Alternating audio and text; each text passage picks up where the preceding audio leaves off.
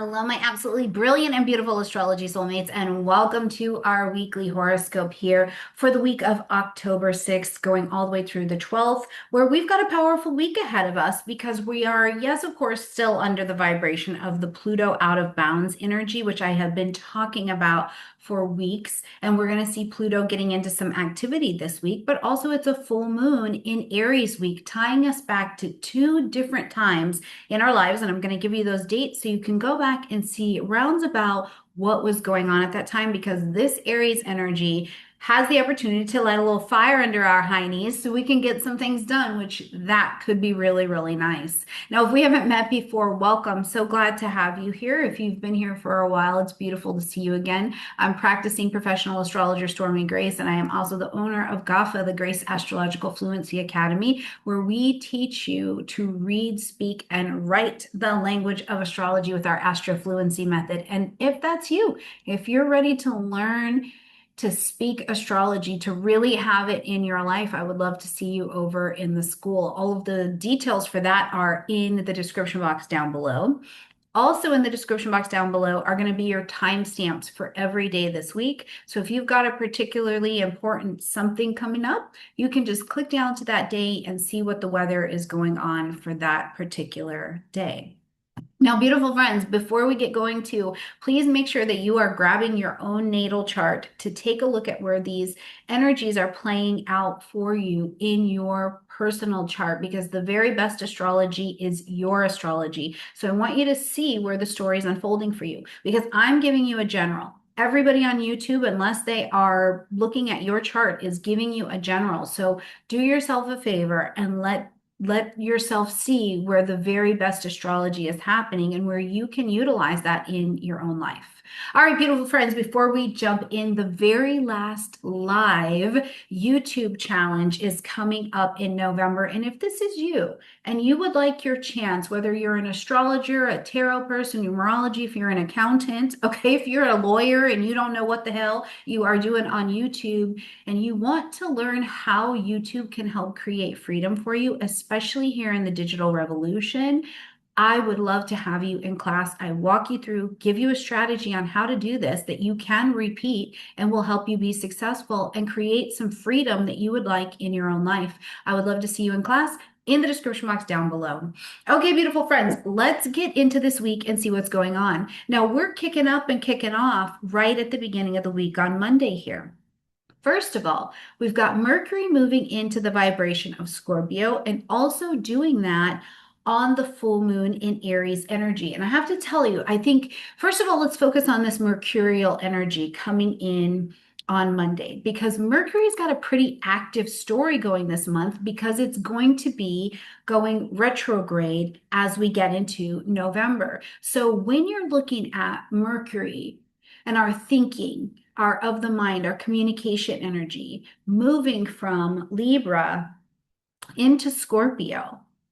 First of all, one of the things we want to know is this is really good for investigation. It's good for the deeper kind of conversations we need to be having. It's good for reading between the lines and seeing what's going on and really getting to the heart of any kind of communication, understanding, misunderstanding. I mean, Mercury and Scorpio, you literally like are enhanced a bit to go deeper, to fine tune things that need to be said, felt, worked out differently. Now, I also think that as we make this transition from the Libra vibration, from air into water, and we're looking below the surface of things, the conversations you may start to see over these next weeks intensify. They're really intensifying. Like the small talk is falling off. This is the time, this is the season of Mercury's travel for us to figure out, like, what the fuck is really going on? What is really going on? And in the area of your life that you got to ask that question, this is a great time to do so because you're very well supported. My students or anybody doing any kind of research project, think this is my season to thrive. This can be a season that I thrive here and I'm very well cosmically supported. Okay. Now, as we're going to see this energy swap, I want you to think about this first couple weeks of October with Mercury's energy here in Scorpio. being really good. It's very productive. You are digging, you're locked in, your target, you're looking for something, right? You're digging your research here. And this can be really uncovering and really productive because as we get to the second half of October, and we're going to see that Mercury's coming into a different position and a different energy, but getting supported by a grand trine that's going to help us at the end of the month, that is going to bring the fruit. That is going to be Mercury helping to bring the fruit as it gets prepared to go into its retrograde coming in November. And then we'll review anything that has come in at this time. So make note of that as we're coming into this week. Like, okay, this is the time, this is the season. Ask the deeper question, what is going on? Now, this happening at this full moon in Aries is definitely packing in a little bit more intensity, but it's also quite focused.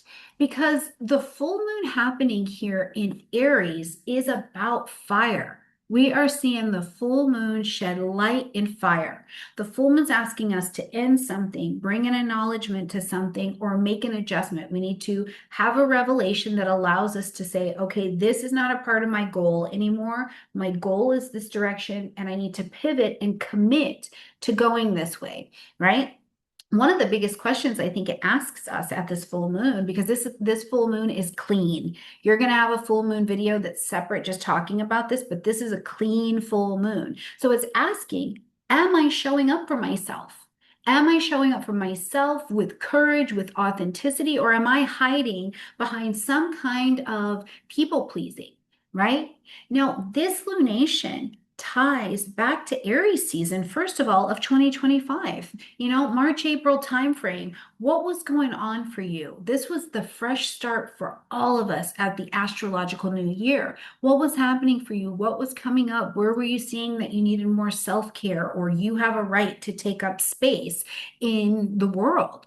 Right? Because now we're seeing a little bit of the result of that. But when we take this back even further, we're going into 2024, we're going into the new moon solar eclipse that was happening in 2024. So what was going on for you then? Like what the heck shifted out of the way for you to be able to go back and say in April 8th of 2024, here's where I was planting seeds of intentions. I was being eclipsed in some way, but set on new feet. Where are you seeing that in your story? Because this is where Aries is showing you that you're like, no, I get to take up space. I want it now. What I need also matters.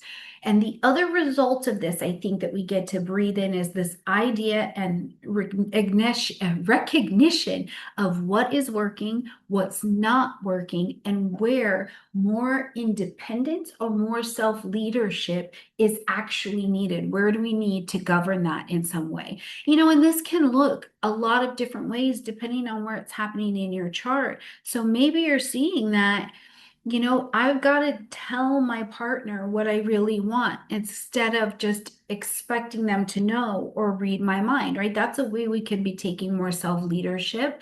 Maybe I'm asking for that promotion or I'm changing my rates to ask for what I've learned the value of something is. This friend group isn't really working out for me anymore because they don't celebrate me. They don't celebrate my fire, right? Now, the shadow side of all Aries energy as we're looking at it is acting out of anger and ego instead of addressing the deeper truth of what's going on. Because likely when our fire feels dampened, we've forgotten to speak the truth of something that we need, and fear shows up and we act instead, right? So we have an opportunity here at this full moon and on this day where there's enough probing in the energy to ask the deeper questions of what's really going on and how do I get to help show up in my own life or in the life of the people around me to help keep the home fires burning. Now on the 7th, we've got Mercury who's just come in, like just got in, put its coat down into Scorpio in a fixed square with Pluto, who's over in Aquarius. Okay, so we've got a fixed square on our hands. And the square is the 911 of our aspects because it's going to put enough pressure on us that we're going to do something. Think about it getting squished into a box and it's like, this is making me really, really tense and I've got to do something to get out of the box. Now, the something that we do will depend on where you're at in your maturity, your evolution, and your actions. But this square is fixed. And that fixed energy, something wants to hold on real tight, real tight. So when the tension is rising here, it can feel like we're pitting against a battle of the wills. Now, Pluto also being one of our professor planets, so governing not just us personally, but also our collective energy, this can be where you're sensing the power struggle against even something in the collective or a change that's in the collective. This is definitely what I would consider a power struggle transit. Now, the mercurial part of this is one, obsessive thinking about the struggle or obsessive thinking about the power, right? Words cut deep and are sharp as Mercury is traveling through Scorpio at this time. And there can be an energy of confrontation, okay? But this is the thing that I think about on Tuesday is that because this is the battle of the wills that can come up against each other, if nobody's going to give an inch, the tension's just going to stay. And eventually, the suppression, somebody's going to give an inch, and it can be more of an eruption, right? So, this is a great place to say, okay, what do I actually lose if I give an inch? What do I actually lose if I tell the truth here, right? Someone else's truth can also sting as it comes into our space this day because it maybe is a bigger perspective than we've been able to consider before. And now we're needing to see it in a different lens. I do feel like as Mercury and Pluto bonk against each other, and we're trying to find our way into the vibration and find our voice and our space in our relationships, whether they be romantic, business, friendship, children, pick, wherever we're relationshiping, there can be more arguments that show up because it's really about we're arguing to clear away the space of the deeper roots, right? Jealousy, control, power struggles, unspoken resentment can be showing itself at the surface. And it's really just trying to clear the path. The old wound is surfacing because it needs to be healed now. So you're 55 years old. And under the motion of these energies as they're moving, something from your teenage years presents itself. And it's like, it's just time to work on that. Now, as we get to later in the day and traveling into Wednesday, we're going to see the moon move into a more grounded vibration, but also fixed into Taurus. And this is going to soften some of that energy. We're going to have a little bit more grounding. This offers a space for more of the creature comforts to care for yourself well, pay attention to your senses, embody your Venus, practice receiving, rest, relaxation, practice sensuality with yourself. So if the earlier part of Tuesday is feeling heated, maybe as you're coming into the evening, give yourself a space to practice Taurian rituals. Slow down. Cook something nourishing, get into nature, get your shoes off and get against that grass outside or whatever you got outside, maybe not the snow. Right? But the lunar energy we can turn to here as it's traveling through Taurus to say, I need a steadiness, I need a steady pulse, and lean into that. Now, as we're coming across into Wednesday, we'll see that Taurus moon energy traveling through as well, but we're also going to see that Venus is coming into a sextile with Jupiter. So the benefics are in a wonderful dance conversation with each other. Now, a sextile provides a pocket of opportunity, but we're also intelligently taking action on it. So this is a wonderfully harmonious energy, right? We've got Venus traveling through the vibration of Virgo right now, coming in contact with Jupiter in the watery terrain of Cancer. So today is a lot of echoing some of the aspects that we actually saw back in June. Go back to June 5th of 2025, where we saw Venus and Jupiter in a similar conversation, just in different signs. But because Venus and Jupiter are both our benefic planets, or they can make things easier or softer, which sometimes that's what we need, sometimes it isn't. But this is typically considered to be a nice sweet spot. So Wednesday could be considered a nice sweet spot in your week. The blessings, the opportunities, the creativity are showing up more. But Venus in Virgo has a prickly side if we don't pay attention. They call it tiki smiquis. Here in Spain, it's picky. I'm being picky, I'm being nitpicky. Instead, we can look to in the Venusian energy, where are we letting ourselves practice being served?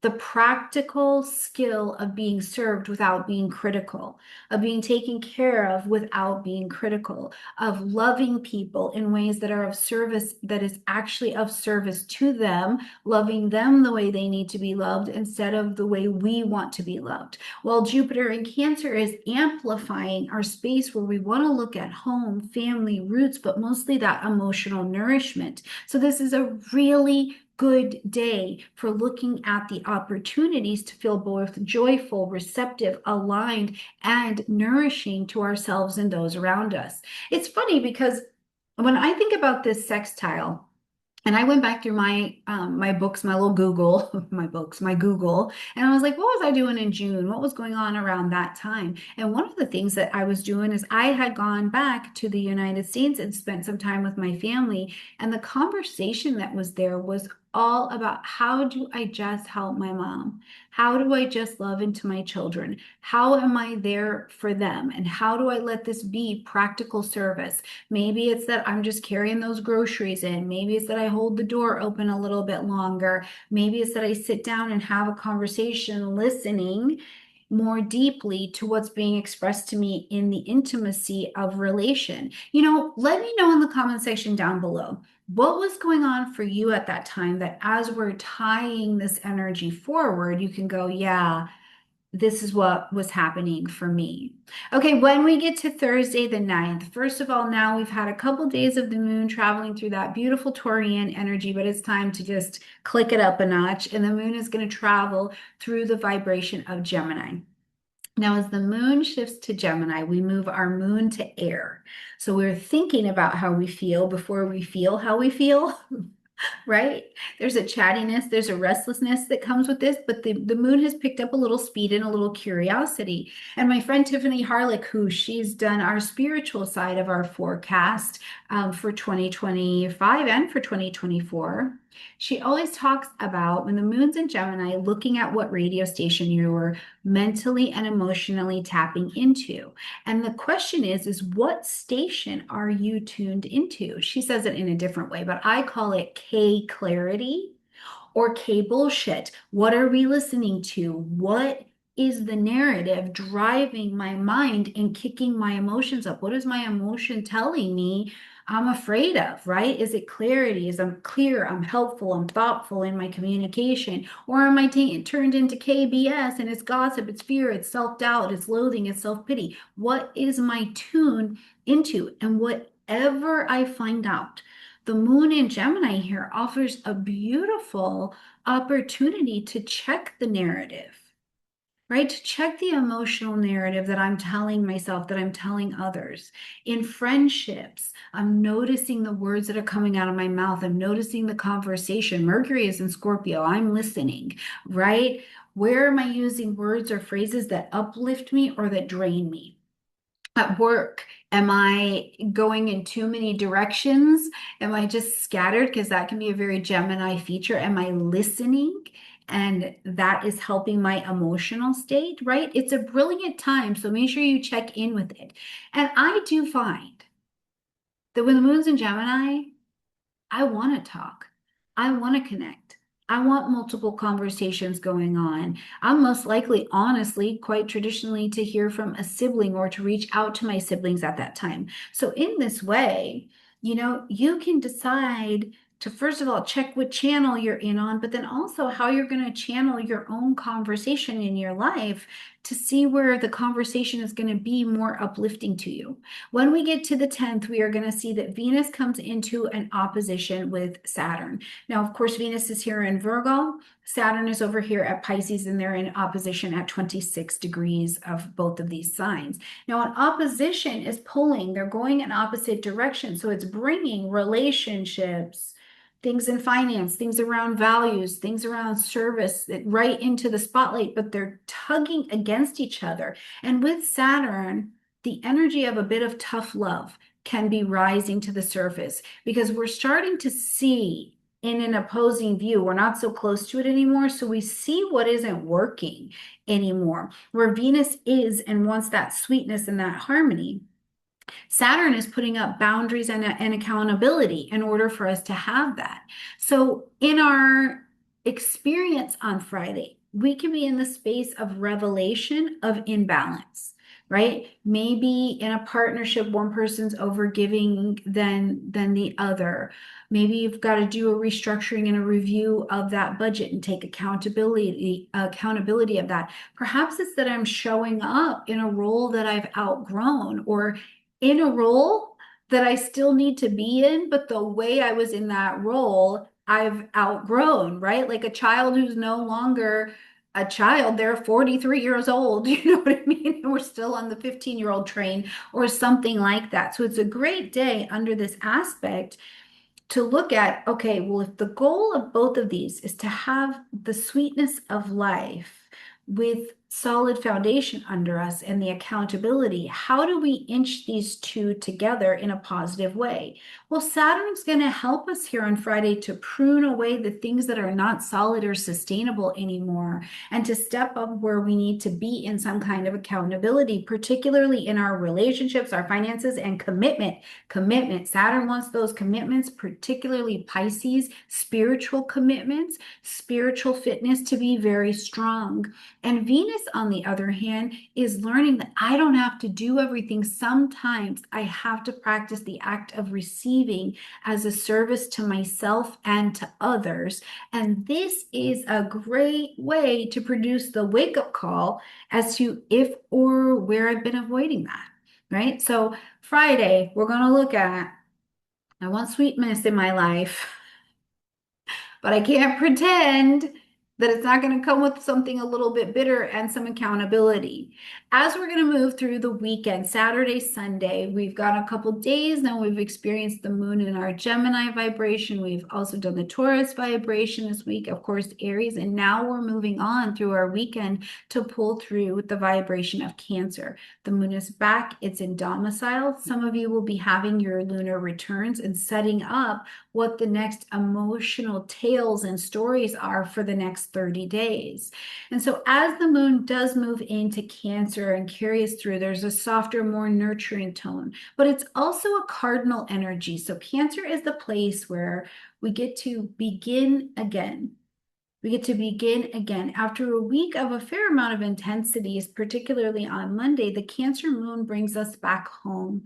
It brings me to the first home I've ever really lived in, and that is my own space, my own body, to my family, to my comfort, to my emotional nourishment. So this is a perfect time throughout this weekend to retreat, to nest, to rest, to cook, to be with your family. Make sure your home feels like it is nourishing you to the very best of your ability. But when the moon is also traveling through Cancer, I think it reminds us that a lot of what I see as being on the table this week is that the lesson is not, our strength doesn't come through just the fighting and the achieving.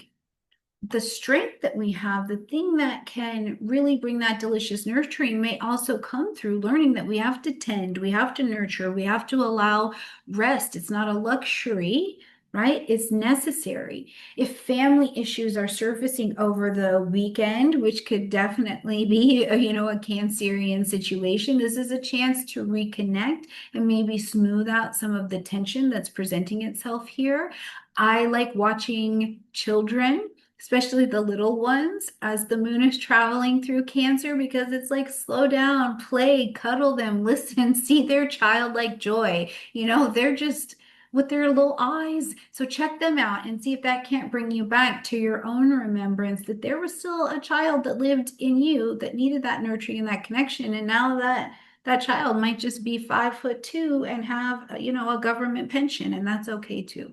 With work, it's a reminder too that we can work, we do work. If you have projects that needed to be started, this might be great going throughout the weekend, but also that rest cycles, or starting to implement rest cycles so that you have the energy to really carry on and start off very strong, is going to be really, really good for you, right? All right. It's going to be a week. We have another week. We have another opportunity on our hands to be successful in our own ways, to speak and look at the astrology in our own lives. And as we wrap up this particular week and we're wrapping up this video, I want to remind you that this is all. The astrology is the best when it's yours. Please grab your chart. Look at where the story is unfolding for you, because when I'm telling you, have courage, use your voice, be authentic, these kinds of things, it really doesn't mean anything in the general, but it means it in pertinence to your life. Where is this that you felt like you've been running on empty, or you're just like, I'm giving, I'm not achieving, I don't even know what I'm building, I can't get my meditations or a vision to unfold for me? Where is this for you in your own particular chart, so that you can see how you can help shape the story to unfold with a little bit more ease and definitely a little bit more grace? All right, my beautiful friends, I hope you have a gorgeous week. If you're one of our friends who's ready to go a little bit deeper in your astro journey, I would love to see you in the Gothic courses. You can find that all in the description box down below. Check out these two videos at the end here, which are the next natural place for you to go to keep understanding astrology. I love you guys, and I'll see you next week.